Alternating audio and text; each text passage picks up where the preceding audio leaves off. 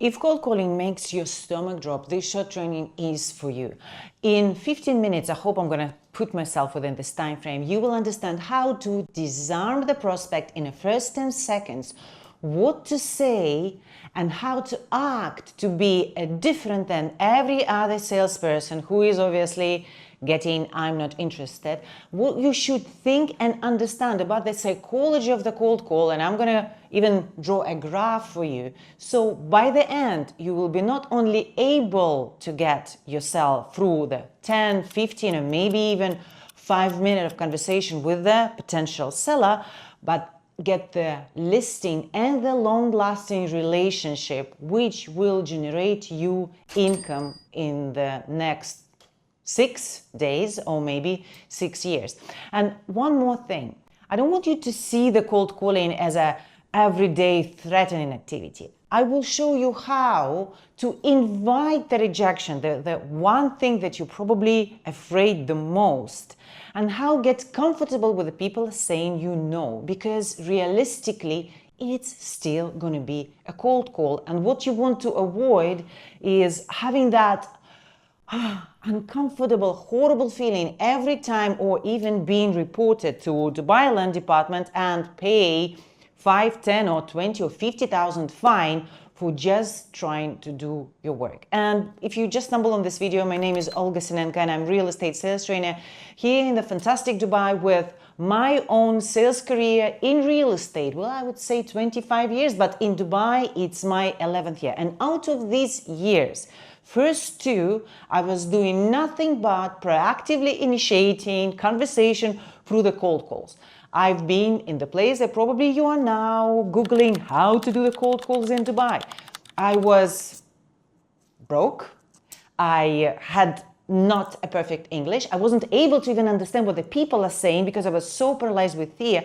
However, that prompted me to create a system that I'm going to teach you today. And I enhanced that through the years and years, just to make sure that you don't have to waste the same amount of time and potentially lose a lot of money or leave it on the table as I did back in 2015. So let's jump to the training. What you have to understand about the cold calls is whatever I'm even going to give you, not me, or even, I don't know, someone who is the top of the top sales god, I don't know who you consider that, that pedestal, it's still going to be a certain percentage of people, well, probably 90, going to tell you no. So let's understand what's actually happening in a human brain, probably your brain as well, when you're receiving a cold call. I'm going to create a graph. Yes, can you imagine? I'm not going to be mathematical here, but it's going to be a graph. This is how the cold call looks if we will put it in the time. Oh, no, sorry. Time is going to be here. Time. And resistance. You know, that sales resistance that I'm always talking about. That's something which puts your prospect in a position to protect himself with a wall, so he's not even able to hear you. I'm always constantly saying that your goal as a salesperson, specifically in Dubai real estate, is not to sound like every other salesperson. Because what is actually triggering the resistance or the sales resistance is your tonality, first of all. And that, of course, the words are you saying. So if I'm being a landlord and I'm receiving 10, 15 calls a day from the agents who are asking me something like this. Hi, my name is Olga. I'm from XYZ Real Estate. I can see that you have apartment or villa. Are you considering selling or renting? Oh, okay. Please keep my number. So whenever time comes, you just text me and I will help you to sell it. Well, that's the perfect call. That means the person wasn't shouting at you at the moment. But let me ask you this. How many of those whom you potentially, maybe not you or your colleague that you heard, they're saying these things, send the number, ever called back or engaged? Well, from 0 to none, I would say. And the reason being is you are a desperate salesperson. You want something from me. I haven't seen the value Well, why? Why would I re-engage with you? I know what you want. You want to just sell my property. So my resistance on the call is conditioned by a lot of things. One of them is, I know you're a salesperson, you just want money from me. The second thing, when you are bulldozing yourself through the conversation, giving all of the ins and outs away, you are creating in me, as a prospect, a desire to push back. You remember you've been in the conversation probably with your mom or dad or maybe husband or maybe best friend. And they were telling you, like, Olga, you really, these late nights, you shouldn't be doing that alone. You shouldn't be working that hard. You shouldn't be eating that much sugar. You shouldn't be exercising that. And sometimes, to be honest, they're sounding absolutely true. And deep down in your brain, you're like, well, they're right. But just because they're position that they are putting it on you, they're telling you what to do, naturally as a human being you have your own independence. You feel like, nah. And sometimes you've been going into the deep and long argument with the people whom you know have your best interest in mind just because of their delivery. And I'm just going to give you my small story. Sorry, Rodney. Rodney is my boyfriend. Sometimes I just like ice cream, right? And I'm eating ice cream, just like, oh, I'm just gonna have a bit of ice cream. And he's like, oh, do you really think that it's good for you, the ice cream? I don't think you should be eating that.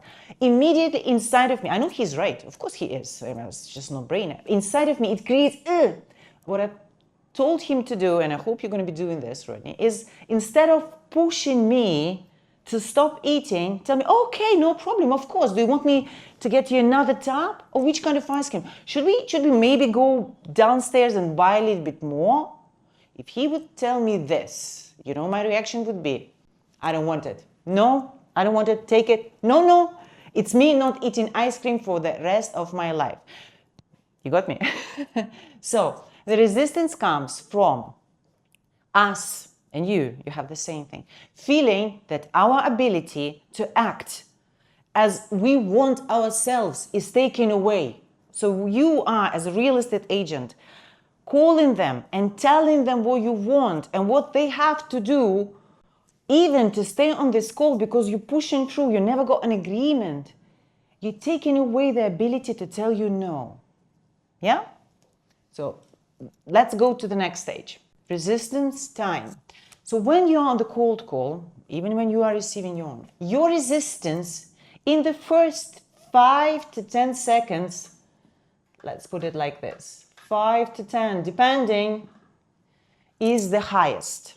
Meaning, if I will tell you, Mr. Agent, what to say and how to sound with this 5 to 10 seconds, so you're going to keep the sales resistance lower, the probability of you going further in the timeline or conversation with this prospect, you tell me, increase or decrease?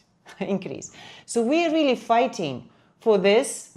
I don't know if you can see, my marker is not really playing along with me today. What I'm going to be, yeah. So we really, in the beginning, have to master this 5 to 10 seconds.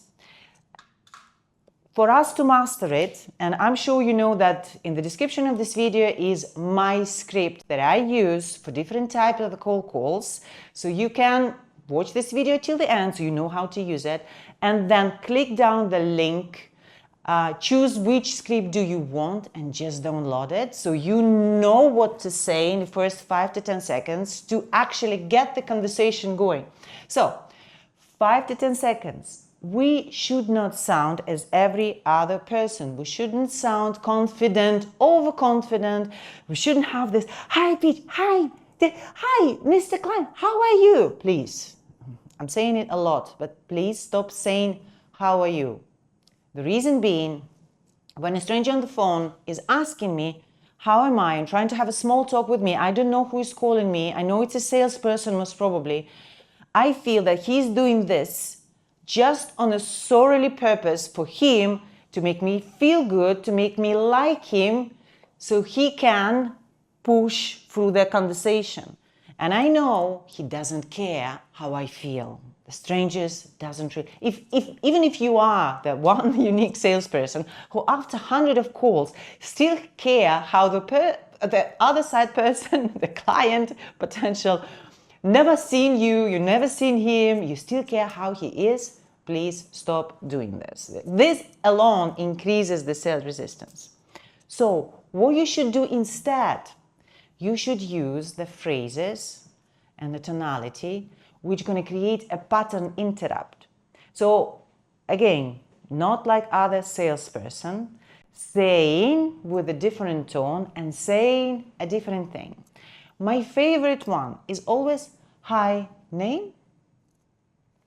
Hi, Olga? So I'm questioning, is this Olga? But I'm not saying, hi, is this Olga? Because if I'm going to say, is this Olga, that means what? That you don't know whom you're calling. You are a stranger on the phone, probably the salesperson. Sales resistance goes up. Hi, Olga? Hi, it's just, let's say my name is Olga. Hi, it's just Olga. And I'm not sure if it's a right time, but I was hoping to ask you something really quick, and then you decide, should we continue this conversation or no? You see, I am giving them what everything I'm saying, my tonality, is creating what? I'm giving you a couple of minutes. Curiosity.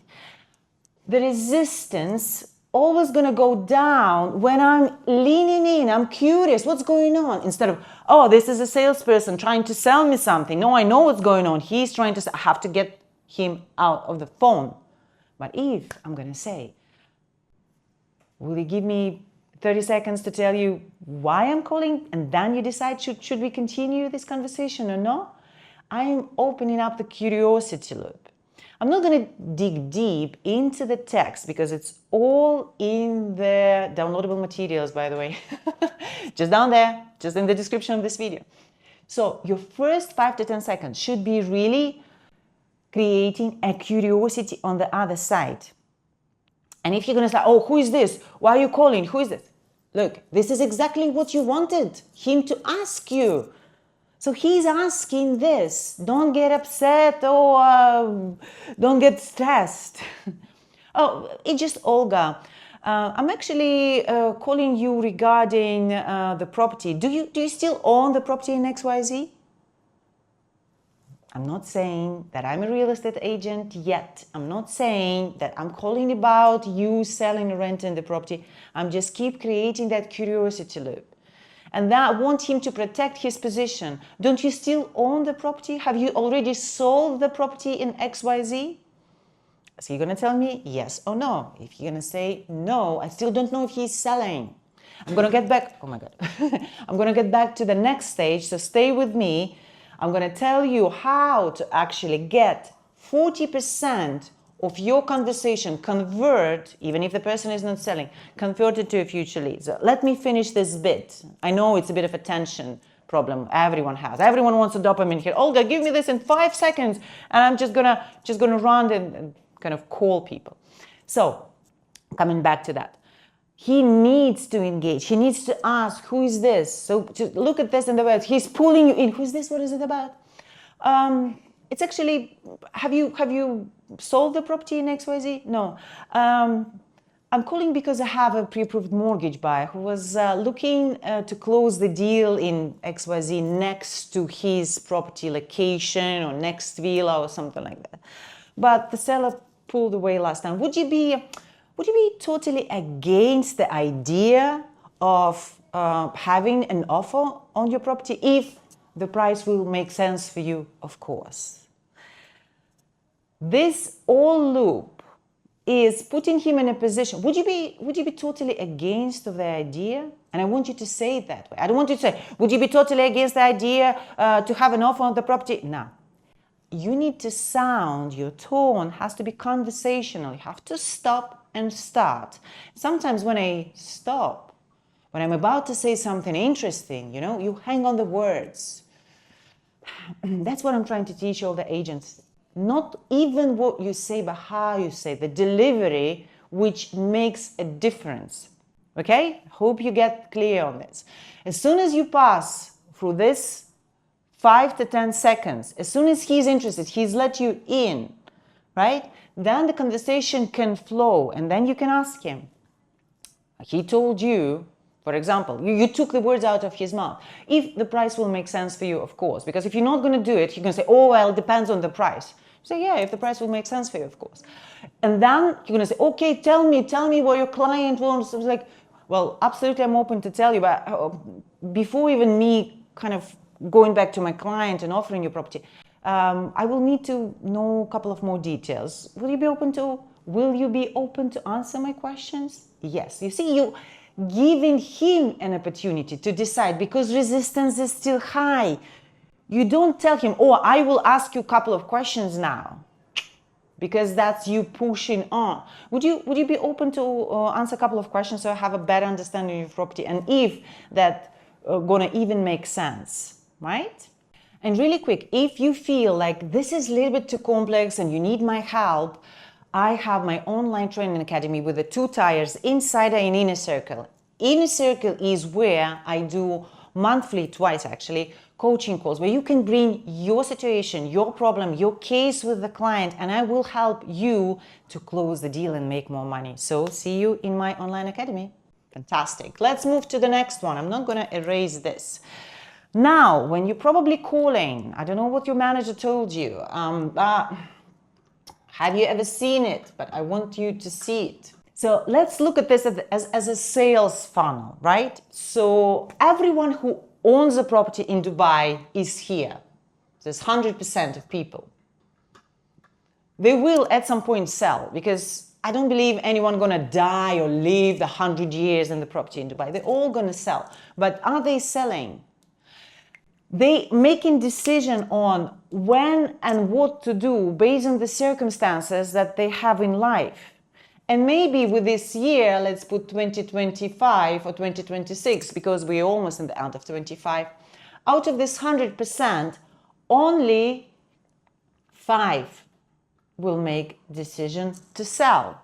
But does that mean that 20 here, let's say 20 here, 60, well, it's not going to be 60, let's say 30 here and 20 here, those people are moving through the different stages. Some of them are actively selling. 20% of them are going to be on the edge. I don't know if I will sell or I will not, but something will happen to them. For example, they decided to purchase an off-plan property, so they need to cover the payment, or they decided to move back to the home country, or the wife is pregnant, and fantastic news, so they need to sell this unit to move to a bigger one, to a quieter community because of the traffic, or anything. So when you are calling and asking, are you selling? Are you renting? You're getting only to this 5%, right? And now I'm gonna draw something different. So those people, they're going to decide at some point anyway. Now, look at this, I don't know, as a hill, mountain. We are back with this, let's say 5% of people who are selling now.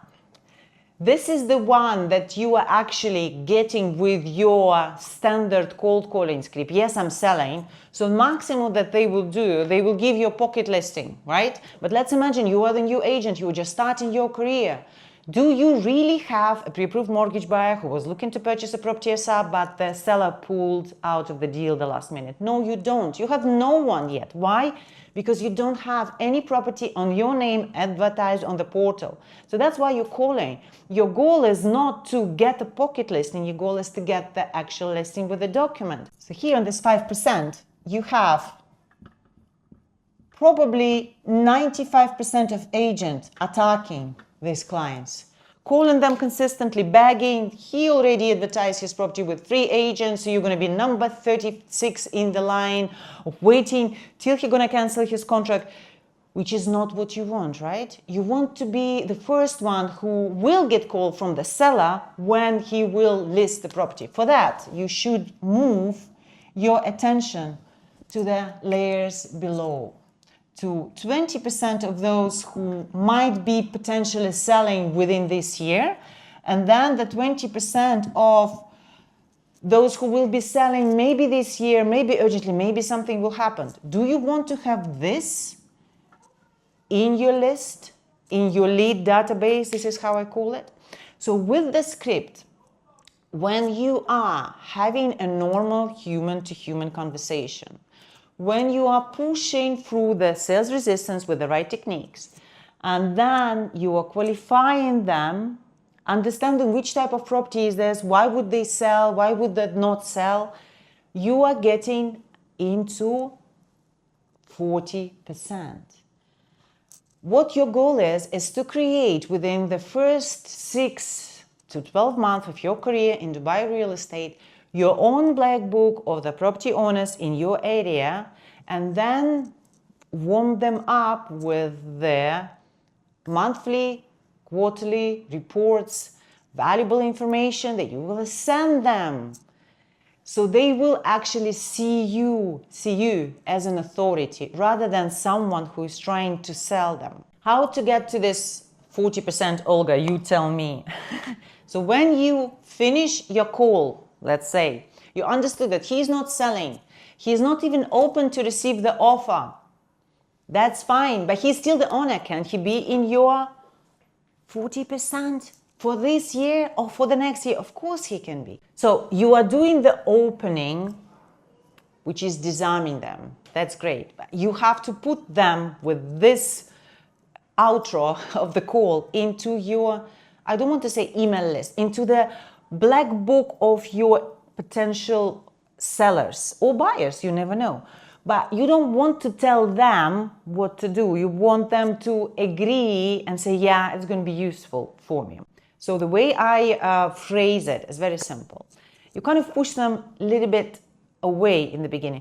And I'm not sure that it's even for you, but what I do is I send quarterly market reports to the owners of the community, you know, just for them to see what actually in terms of sales and rentals happened, to understand a bit more about the future trends, if the market are going up or down, just to kind of stay ahead for any future decisions, or just kind of to stay ahead of the curve if they will need to make any decisions. Would that be useful if you will have this report as well every quarter? Would that be useful for you to receive that as well?